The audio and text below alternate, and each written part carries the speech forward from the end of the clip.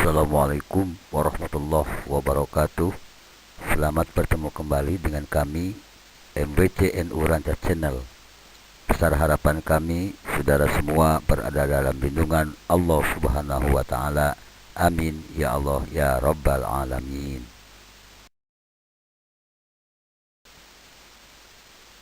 Pada pertemuan kali ini kita akan membahas tentang perkembangan Islam di Mekah, substansi dan strategi dakwah Rasulullah SAW pada periode Mekah.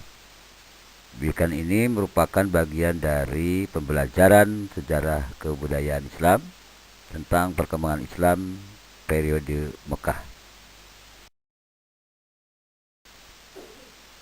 Sebelum kita memasuki pada pembelajaran utama, alangkah lebih baiknya kita perhatikan dulu menu utamanya. Yang pertama, identitas program. Yang kedua, peta konsep. Yang ketiga, materi belajar. Dan keempat, tugas-tugas dan soal.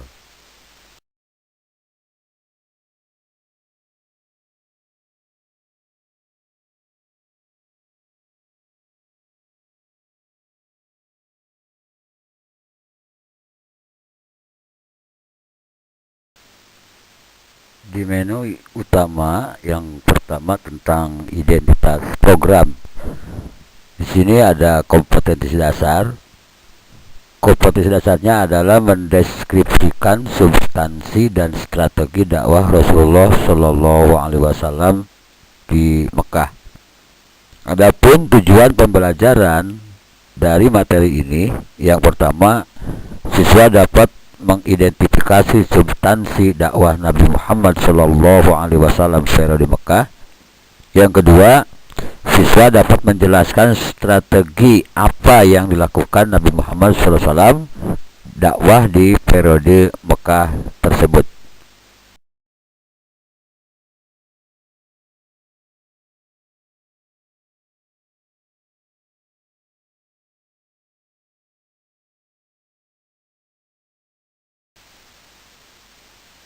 Gambaran pemikiran pada pembelajaran kita, atau biasa dikenal dengan istilah peta konsep. Pada materi perkembangan Islam di Mekah, yang intinya tentang substansi dan strategi dakwah Rasulullah Shallallahu Alaihi Wasallam di Mekah, itu terbagi ke dalam dua peta konsep. Yang pertama tentang substansi dakwah Rasul, yang kedua tentang strategi dakwah Rasulullah SAW, di mana kedua-keduanya, baik itu substansi dakwah dan strategi dakwah Rasul, semuanya terpusat di kota Mekah Al-Mukarramah.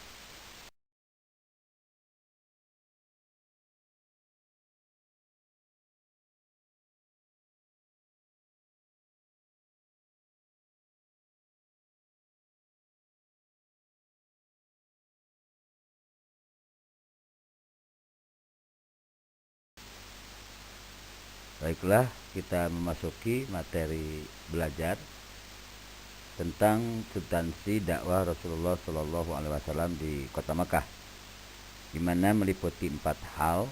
Yang pertama tentang ketauhidan, yang kedua tentang akhlakul karimah, 3 tentang hak asasi manusia, dan keempat masalah taklid. Sedikit Bapak bisa menjelaskan tentang ketauhidan.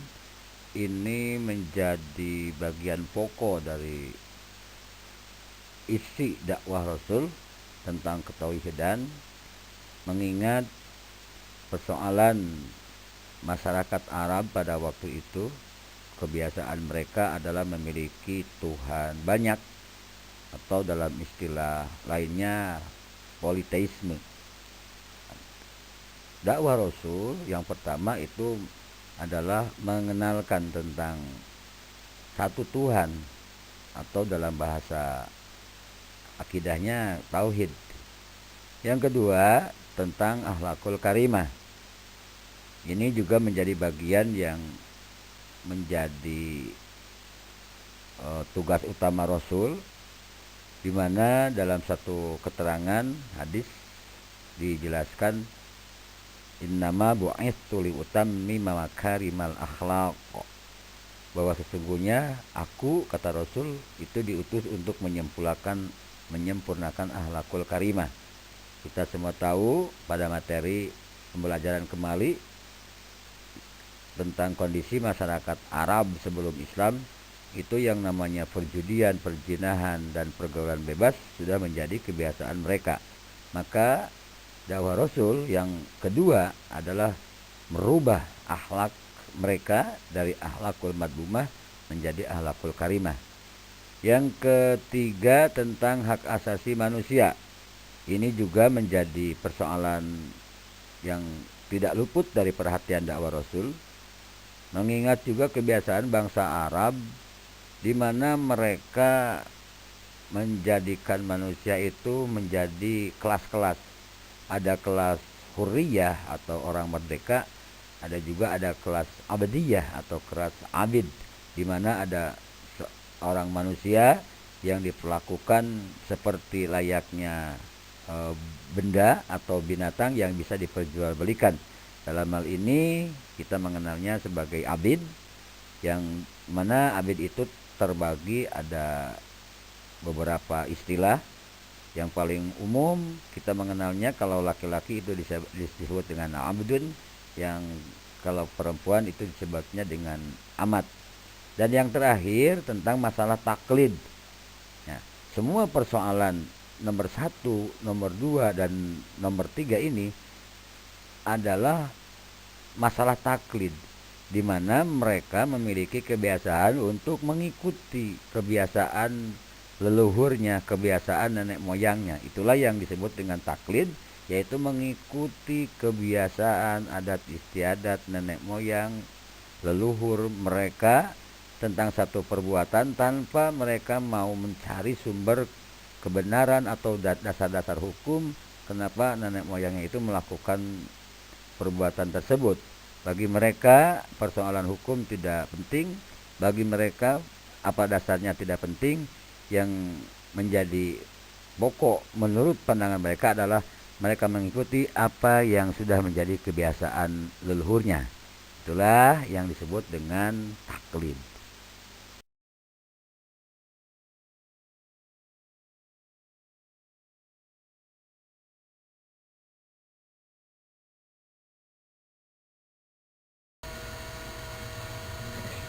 Baiklah, kita lanjutkan materi kita. Pada materi pembelajaran tentang strategi dakwah Rasulullah Shallallahu Alaihi Wasallam pada periode Mekah, secara garis besar itu terbagi ke dalam 2 tahap atau ada 2 cara Rasulullah dalam berdakwah. Yang pertama, dakwah secara sembunyi-sembunyi. Yang kedua, dakwah secara terang-terangan. Nah, kedua cara ini itu menyesuaikan dengan situasi dan kondisi. Yang pertama, dakwah secara sembunyi-sembunyi. Ini dilakukan oleh Rasul di saat keadaan kaum muslimin pada waktu itu masih dalam jumlah minoritas, belum banyak penduduk Mekah yang menerima dakwah Rasul. Sedangkan dakwah secara terang-terangan itu dilakukan oleh Rasul ketika jumlah pengikut Rasul dan yang bisa menerima dakwah Rasul sudah mulai terbuka, dan secara signifikan juga jumlah orang-orang yang masuk Islam pada saat itu sudah mulai sedikit banyak. Maka Rasul sesuai dengan perintah Allah yang termaktub dalam surat Mudathir, saat turunnya ayat tersebut menandakan bahwa Rasulullah harus segera melakukan dakwah secara terang-terangan. Demikian, ini strategi dakwah Rasul secara teori terbagi ke dalam 2 cara.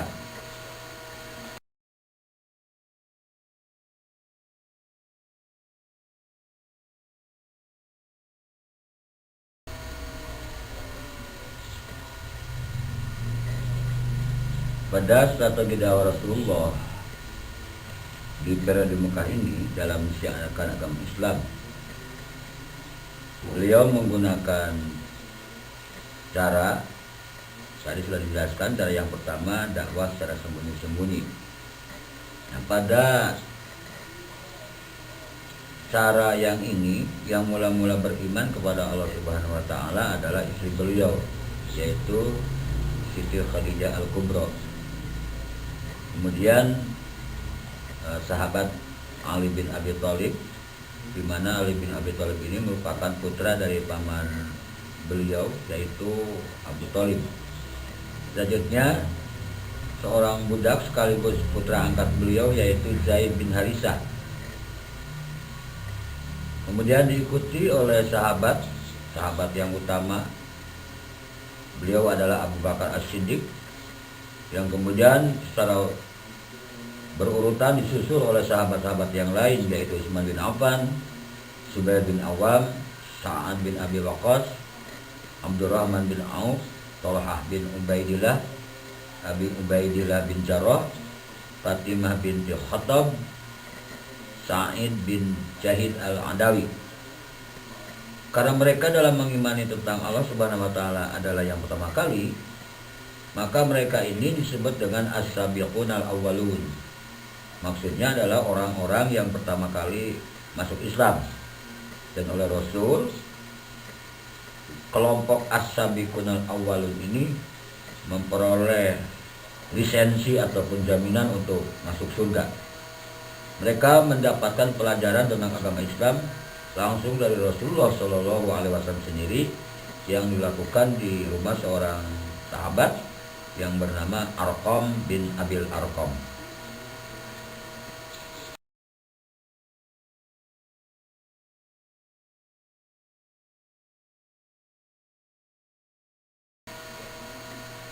Adapun dakwah secara terang-terangan merujuk kepada firman Allah Subhanahu wa taala surat Al-Hijr ayat 94, yang intinya memerintahkan kepada Nabi untuk menyiarkan Islam secara terang-terangan. Maka mulailah beliau mengajak secara terang-terangan kepada penduduk Mekah agar menyembah Allah Subhanahu wa taala. Dengan cara dakwah ini, mulailah Nabi dan agama Islam yang beliau sampaikan menjadi perhatian dan bahan pembicaraan masyarakat kota Mekah. Pada awalnya mereka menganggap bahwa dakwah beliau ini dianggap sebuah gerakan yang tidak mempunyai dasar dan tujuan yang benar, sehingga mereka bersikap acuh kepada beliau dan ajarannya. Namun seiring dengan perjalanan waktu, dakwah beliau tidak semakin surut, bahkan pengikut beliau semakin bertambah banyak.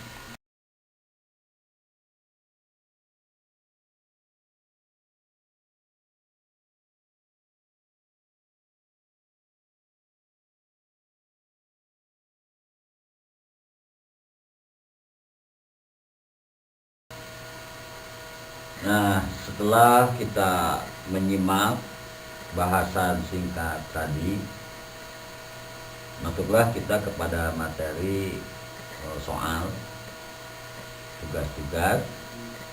Bapak minta kalian untuk menjawab setiap pertanyaan tersebut, dan jawabannya seperti biasa disampaikan dalam bentuk rekaman video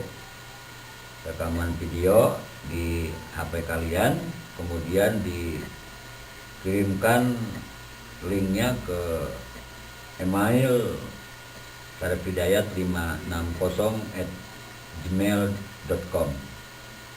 Adapun pertanyaannya, yang pertama, apakah inti dakwah Rasulullah pada periode Mekah?